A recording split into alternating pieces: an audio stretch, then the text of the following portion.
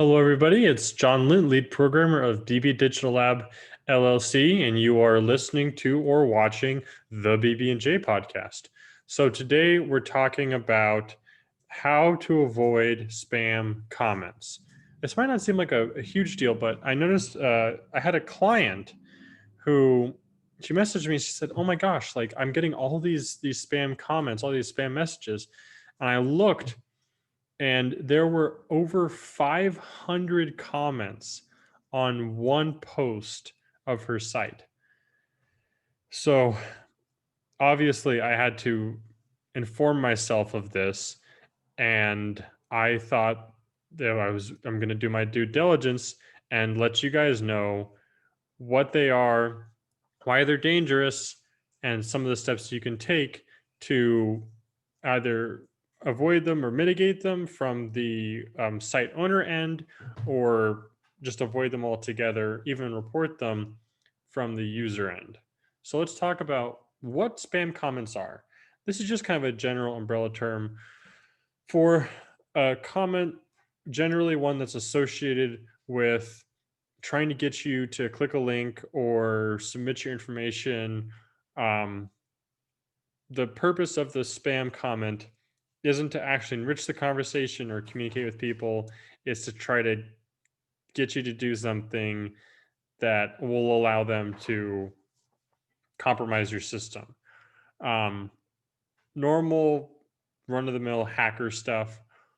What I've seen very commonly done is, you'll have like the legally not an offer um, kind of thing, and then you have the link.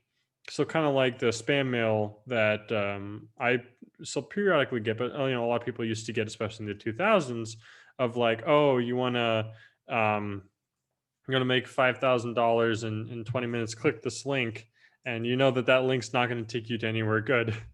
It's the same thing with the spam comments. Um, they're trying to get you to go to a link to go to a site. There's 1,001 workarounds they use. A common one is having it separated, or like I see like, oh, email, for example, John at, or like the word at space smith.com, so it doesn't pick up as being an email. Um, and it's very unfortunate dynamic where whenever a new regulation or preventative measure or what have you is done to make it harder for hackers to spam comments, they find another workaround. So let me tell you about this specific example, because I really think it's fascinating how thorough it was in going through all the different filters to end up flooding this page. Um, First of all, while they were using the same IP address of the, in terms of like, for those of you who don't know, the IP address is just referring to the specific server, or the specific network, a localized network. And you have like you have the first two numbers, first number, and the second two blocks, and then the final sub numbers, and that refers to the specific port or the specific sub network that's accessing it. Well, this hacker was using the same IP address, but only sending 100 comments for those last two numbers, and then they change it up. So you get 100 comments from, 10.116.200.36, and then you'd get that for 100 comments from that, and then dot 12, and it would go on. So it was very smart, because they knew if they sent over 100 comments, it would get, or from the same, for the same like exact number of an IP address, it would get flagged. But they kept it literally, it was literally 95. I was impressed by this. So, but especially if you are a site host, if you're managing a website, or if you have a website of your own and you're getting a lot of comments, if you can, check the IP address of the comments, because oftentimes all of these spam comments will be coming from the same IP address, and there are steps you can take to block specific IP addresses. And then even if they do all that stuff, they can't use that IP address. So if you're getting attacked from all sorts of different people, then you're going to have to block all those individual people. But if it's just one person targeting your site, especially, and that's going to be the case, especially if you have a smaller site, then blocking that IP address is an extremely effective measure of bringing all those spam comments to a halt. Another thing is looking at where these comments are going. So as I mentioned, most of the posts on my client site, maybe they get 5 or 10 comments per post, but this one specific post was getting like hundreds a minute. It was an insane amount. I mean, like I found out one day, the next day it had already reached 500 comments. And then they started doing it on another post. So I was able to shut it down, but like just an inordinate amount of comments.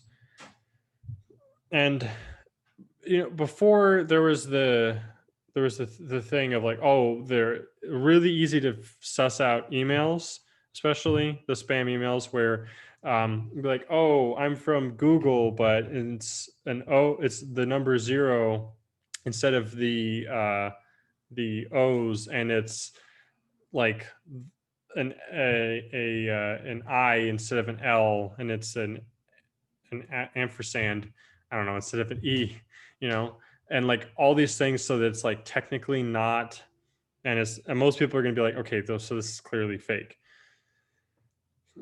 What I've noticed that a lot of spam comments, and this isn't just in this specific case, but I've seen this a lot more frequently, is they will use like the predictive text.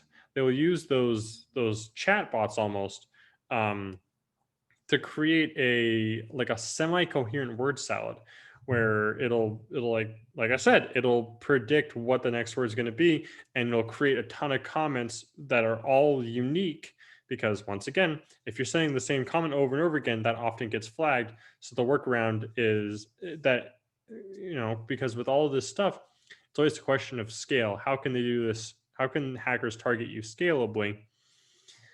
They use this predictive algorithm to generate thousands, probably even tens of thousands of unique comments that if you actually read them in depth, like it's very clear that they are word salad. They're not coherent, but when you're just reading it, or when you're just kind of glancing at it, it looks realistic enough that you almost think like, oh, maybe this is a real person.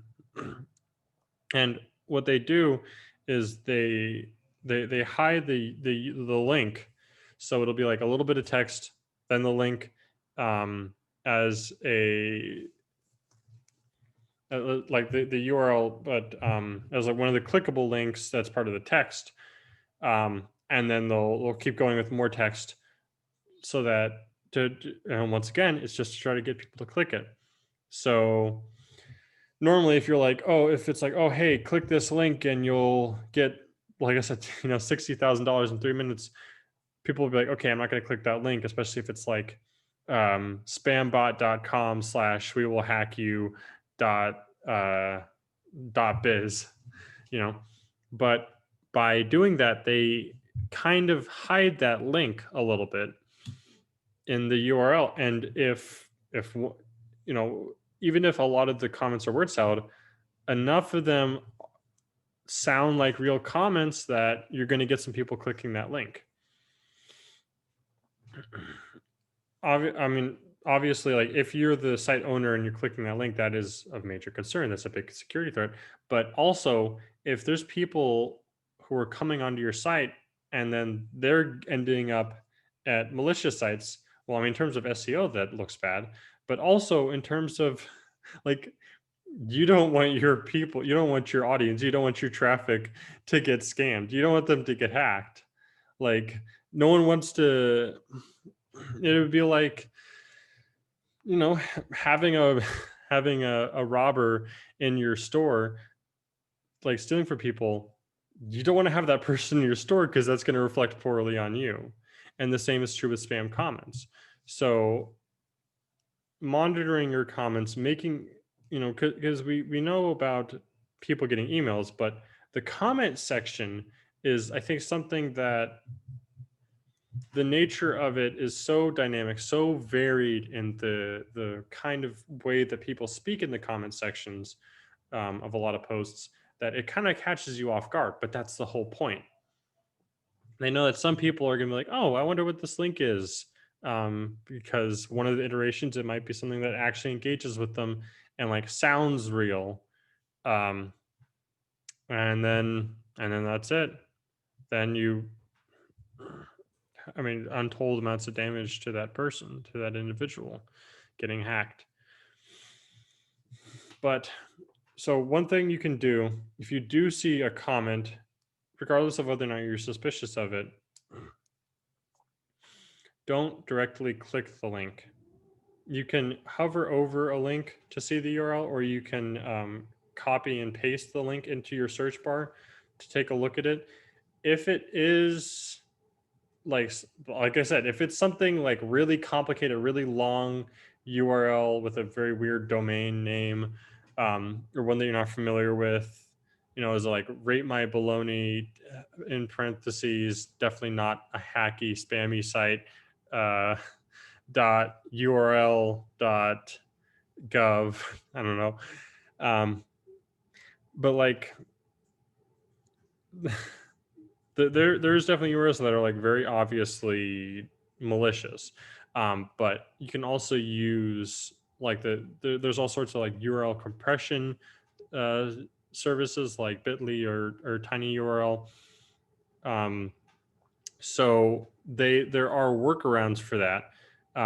In that case, you do need to be careful, because even just going to the URL, you might get redirected 50 times, and then boom, you're in some, they're asking you for your credit card.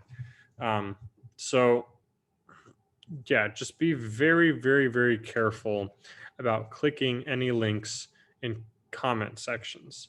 This might be, like I said, this might be very surprising, but you have to be safe browsing the web. So another thing that I noticed about all of these comments